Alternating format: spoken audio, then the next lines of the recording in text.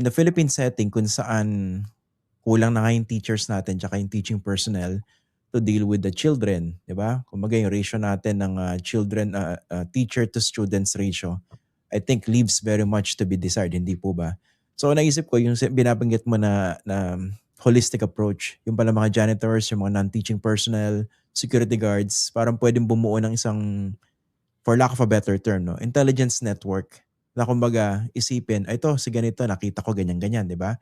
Mukhang malungkot, baka may iniisip, tapos parang may nakita silang pattern. Eh, naisip ko puwede rin ba yung mismo mga estudyante to be empowered na magkuwento, mag-report or magsabi man lang na baka meron silang napapansin, hindi po ba? Para kahit papaano proactively magawa ng paraan. That's correct, Christian. Dito mayroon tayong tinatawag na mga bystander intervention trainings, Hmm, that you are going to be sensitized kung ano yung mga telltale signs of at-risk behaviors, right? So yung mga classmates mo, lagi mong nakakasama, no, nagbabasketball, tapos biglang nawala, hindi mo na nakita, right? And hindi mo na makontak sa bahay, right? And once a month na lang pumapasok or once a week na lang pumapasok. So those are telltale signs of behavior. And then students can be trained, all right, to provide feedback mechanism sa kanilang mga counselors. Sir, yung aking best friend or yung aking groupmate dati na very regular na nagpa-participate sa mga assignments namin, nagpapakita sa aming mga study sessions, basketball activities, ngayon bigla siyang nawawala. And I have hmm. no way to contact him, I have no way to contact them. So dito, for example, mayroon kaming mga student cares program, right? Mental health cares program, wellness breaks, right? And dito, they are trained to have a self-care, first, of course, sa kanila munang sarili, and then to care for others. So, tama ka, Christian. We could utilize our students as main resources of gathering information. But we Mm. just have to be very careful, okay, na tama yung proseso. Kasi sometimes, minsan, nami-misinterpret at sometimes magiging bias yung reporting, right? And Mm. dito, nagiging issue din yan kapag halimbawa ang isang tao coming from a different race, coming from a different socioeconomic status, biglang nag-absent, i-report, oh, baka mamaya mas lalo siyang pag-iinitan. So Oo. again, there are some dangers in being hyper vigilant. It might lead eventually to discrimination and disparity, right? But if properly done, if properly trained, then they are very good resources in helping one another. Yun nga, eh. Pero so far 'no, kasi sa Pilipinas second incident pa lang ito. Again, yung term na ginamit ko ang sakit, eh, sa pagbigkas, pa lang. Dahil yung binanggit mo kanina Prof, the first incident in Tacloban basically broke the dam at marami pang susunod. Yun ang very unfortunate na parang nakikita dito, hindi po ba? So, pero ang sa'kin para bang ah, kumbaga sa development stage, early on tayo nararanasan natin ito, 'di ba? Pero meron tayong mga mapupulot na ibang mga bagay, hindi po ba? Dun sa karanasan ng ibang bansa. Tapos dito yung parang how they deal with this fear. Kasi 'di ba, I remember before, hanggang ngayon man yata ginagawa po yun, yung training ng mga students, yung mga teachers, 'pag merong active shooter. Pero may nakita rin akong comment before a few years ago, sinasabi, it was also difficult because you're also training, among those that you are training might soon be one of these active shooters. So alam din niya yung gagawin, hindi po ba? Yeah, and that is very, very correct. Hindi mo kasi mape-predict kung sino magiging active shooter, eh, right? Mm, Even if you do all the risk assessments, vulnerability tests, right? All of us, all potential students can become shooters kapag sila'y nag-snap, right? And kapag nagiging cumulative yung kanilang exposure. And the danger is, tulad ng sinabi mo, even the active shooter is being trained as well. And then he could even design or she could even design his active shooting plans based on the training he got previously. So mm, tama po kayo dyan, Christian. And mas lalong nagiging mahirap na ngayon kasi ina-anticipate na rin ng mga active shooters kung saan pupunta ang mga estudyante, saan sila magtatago, anong gagawin ng teacher, paano magre-respond ang police, and so on and so forth. And so it just makes it more difficult. And diyan papasok yung issue kasi kwan na yan, Christian, tertiary prevention na yan, tertiary level of prevention na yan. Na gagawin mo na lang yan kasi nga nangyari na yung incident and iniiwasan mo na siyang maulit. So, tulad ng sinabi ko, huwag kang aasa lamang sa school shooting drills, right? You need to complement your prevention activities with primary and secondary prevention. Tulad Mm. ng sinabi ko na mga anti-bullying campaigns, right? Resources for the schools for say security and mental health personnel. Tama ba yung ano, kasi merong active shooter na maril, yung mga nabaril, definitely victims.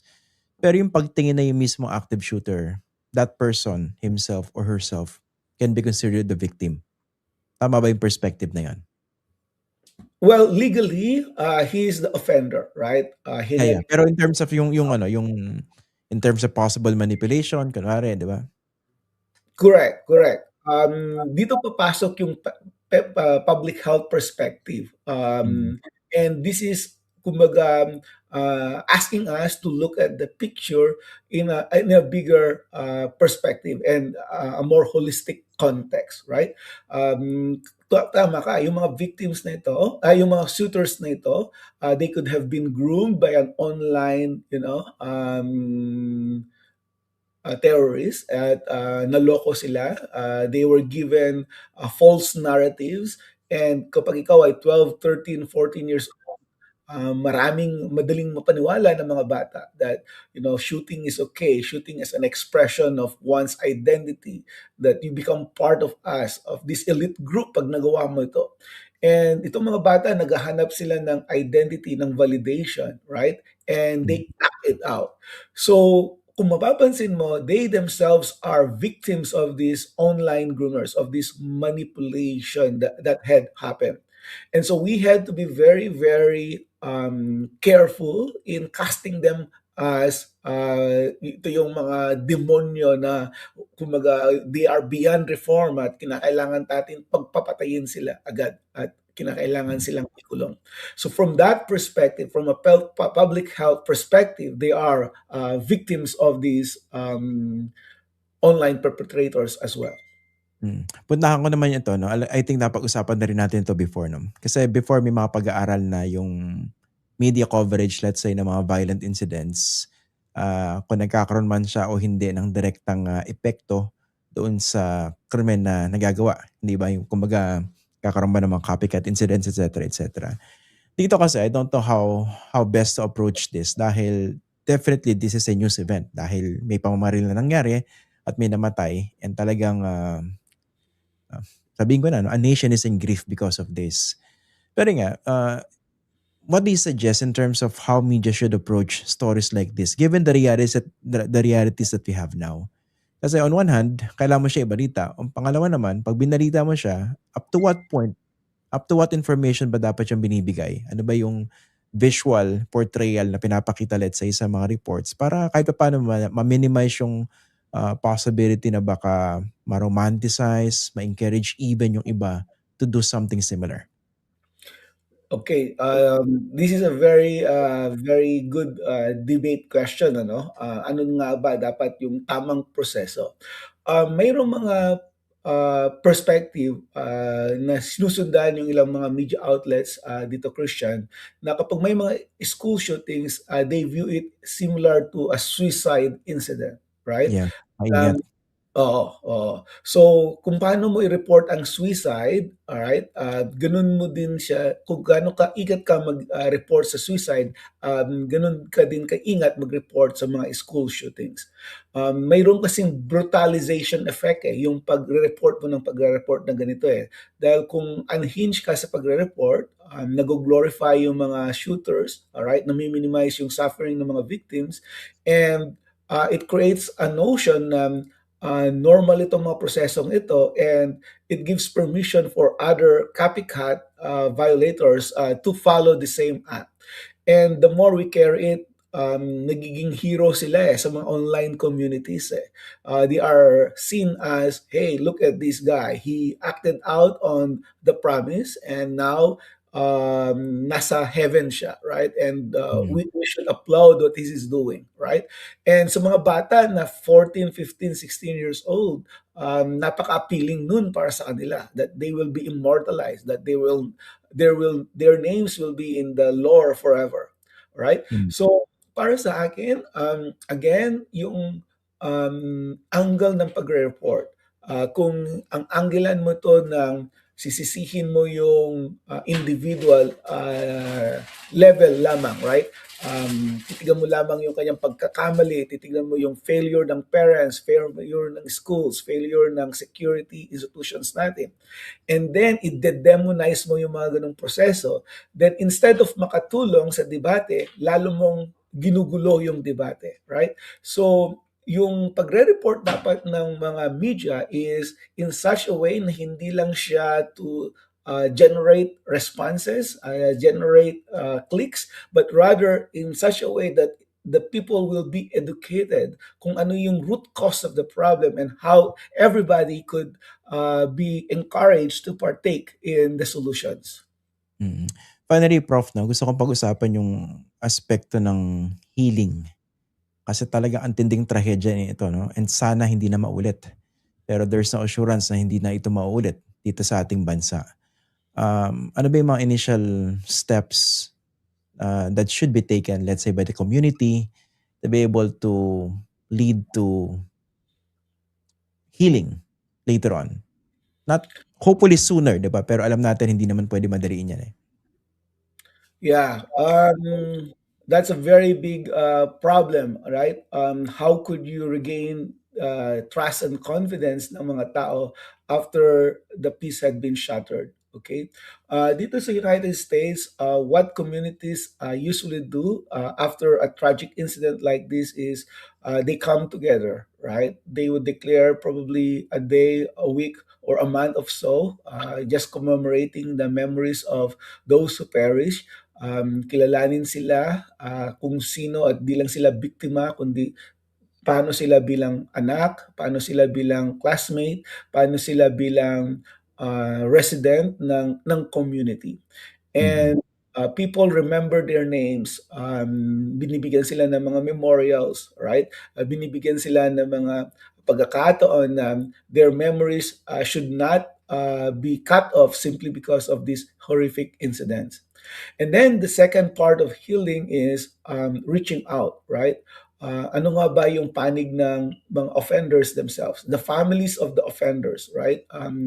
How did they cope with the situation, right? So parang dito magkaroon ka ng mga family conferencing circles, magkaroon kayo ng mga victim offender dialogues, right? Kasi whether we like it or not, yung mga parents ng mga bata na na-involve, they themselves are agonizing, right? They themselves are being persecuted dun sa ginawa ng kanilang anak, and they themselves feel pariah, right? So Mm. dito, yung family ng victims, family ng offenders, if there are ways for restorative justice to be introduced, right? Hindi magiging madali ito. Kailangan ng magaling na facilitator to come up with very good preparatory mechanisms to reach out on both camps. And then of course the community, right? So yung schools, yung city mismo, yung mga barangays na malalapit, right? O yung mga estudyante na pupunta sa schools na yan, then they also have to come into terms, right? Kasi takot yan sa pagbabalik sa school what if it will happen again, right? And so lahat sila dapat may assurance that their communities are safe, that there had been preventative mechanisms to prevent yung repeat performance, and then mayroon bang mechanisms in order to generate another set of trust and confidence dito sa community, sa school at saka sa buong area na yan.